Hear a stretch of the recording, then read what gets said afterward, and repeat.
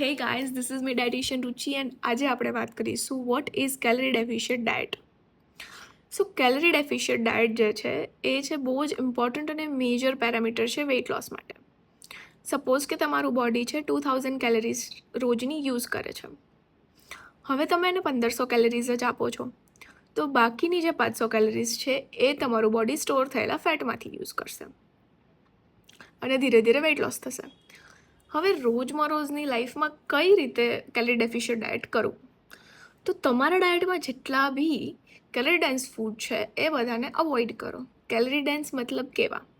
Deep fried food, oily foods, packet food, junk food છે, cold drinks છે, sweets છે, એ બધી વસ્તુને કમ્પ્લીટલી અવોઇડ કરો. બને ત્યાં સુધી ટાઈમ પર અને balance mill law. Bye bye, stay tuned and hit the follow button for more such kind of videos.